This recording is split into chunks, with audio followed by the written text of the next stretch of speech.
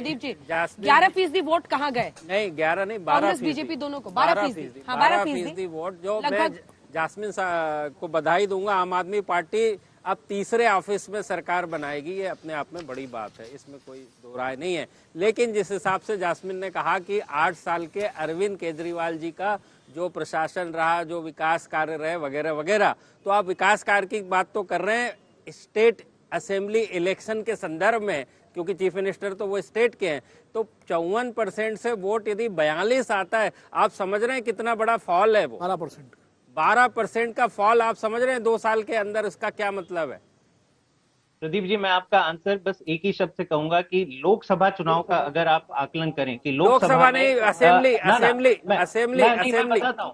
नहीं, वो लोकसभा की बात कर रहे हैं, रुक जाइए, सुन लीजिए उनके तर्क। मेरा उत्तर तो सुन लीजिए। अगर आपका यही लॉजिक कहेंगे फिर लोकसभा टू लोकसभा करिए, मोदी जी को बहुत बहुमत से जिताया था दिल्ली वालों ने 2019 में, 20 में देखो कहां पे गिरा दिया। तो मतलब मोदी जी का काम कुछ नहीं है, मतलब ये मेरे ख्याल से लॉजिक नहीं है। देखिए जो नहीं सर, आपने कहा 8 साल का शासन, 8 साल का केजरीवाल जी का शासन, में उस पर जवाब दे रहा हूं। देखिए मुझे जवाब तो दे दीजिए, आपने सवाल पूछ लिया। देखिए सवाल होता है कि काउंसिलर का चुनाव बहुत ही लोकल इश्यूज पे, लोकल फेस पे भी लड़ा जाता है। लेकिन हाँ, एक डेवलपमेंट की उम्मीद थी। दिल्ली देश की राजधानी, दिल्ली वाले समझते हैं कि हमें एक बेंचमार्क सिटी बनाना चाहिए, दुनिया का नंबर 1 शहर बनाना चाहिए। और उसके पास 2 ऑप्शंस थे, या तो इनका 15 साल का जो कुशासन था, जहां पे एक स्कूल नहीं ये लोग बता पाएंगे जिन्होंने ठीक करे, कूड़े के पहाड़ देखिए इतने बड़े बढ़ते जा रहे हैं। लेकिन दूसरी तरफ उन्होंने केजरीवाल जी की काम के उदाहरण देखे हैं।